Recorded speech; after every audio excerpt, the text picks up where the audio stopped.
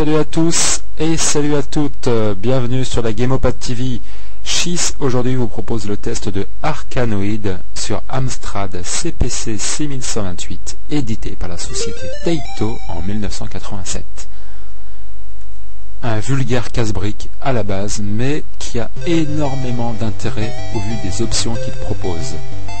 Alors pour le petit scénario, très basique. Le lieu et l'époque de cette histoire sont inconnus. Après la destruction du vaisseau Arkanoid, la capsule Vos s'éloigne des débris, mais pour se retrouver tout simplement propulsée dans une dimension extraterrestre, contrôlée par le méchant Do. Dans ce jeu, vous allez évoluer sur 32 niveaux pour arriver à la fin justement du jeu et détruire ce fameux Do. A noter que c'est un des rares jeux de l'Amstrad à être proposé en full screen, c'est-à-dire qu'en fait le jeu est en plein écran total. Une sacrée performance quand on connaît les capacités de la machine. Donc le but est de casser tout simplement les briques, mais le petit plus sympa c'est les bonus que vous allez pouvoir récupérer sous forme de capsules, comme vous le voyez à l'écran, des capsules qui sont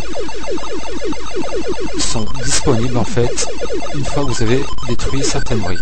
Actuellement le laser qui est hyper utile, c'est-à-dire qu'en fait vous allez pouvoir passer le niveau sans avoir à vous taper toutes les briques à détruire. Au niveau des capsules, vous allez donc avoir le ralentissement, donc qui ralentit la balle, la division en fait qui vous propose 3 balles au lieu d'une, la colle comme actuellement, qui permet en fait à la balle de coller à la raquette et donc de vous permettre de viser plus simplement les briques. La vie, tout simplement ça vous propose une vie supplémentaire. L'agrandissement qui vous propose une raquette plus grande que d'habitude, donc ça peut être assez utile suivant les niveaux.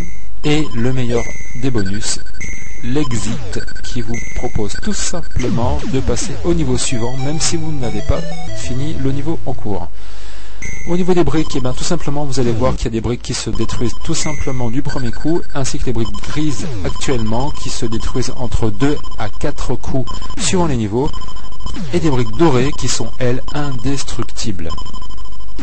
Alors, une petite bémol pour cette version Amstrad, c'est qu'il y a des bugs de collision, c'est-à-dire que la balle, des fois, n'en fait qu'à sa tête et a des trajectoires vraiment très limites dans le sens où elles sont imprévisibles. De plus, quand vous tapez un ennemi, il faut vraiment s'adapter.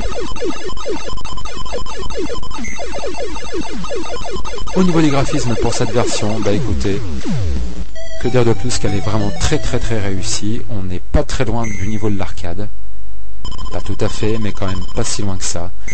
Au niveau du son, ma foi, c'est des sons de casse-briques, mais il y a quand même des petits sons sympas, comme le tir du laser ou le rebond de la balle, qui sont quand même vachement bien retranscrits, un petit son métallique sympa. L'animation, c'est un casse-brique, malgré les problèmes de ralentissement par moment.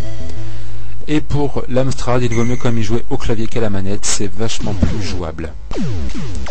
Pour les adaptations, ma foi, sur tous les micros de l'époque, Commodore 64, l'Amstrad, donc version testée aujourd'hui, Spectrum, Atari 800XL, Atari ST, Amiga 500, MSX, Apple IIc, Thomson également, et oui, les Thomson ont le droit à cette adaptation. A noter qu'il y a eu une suite Arkanoid 2, Revenge of Do, qui est supérieure à tous les niveaux. Ma petite tonne pour ce test, 4 suppos sur 6. Et oui, ça ne fait pas tout d'avoir un bon casse-brique, mais la réalisation pour la version Amstrad, pour les bugs de collision, aurait mérité un peu plus d'attention. Voilà, je vous laisse pour un prochain test sur la Gamopad TV, et je vous remercie d'avance de l'avoir suivi. À bientôt, ciao ciao.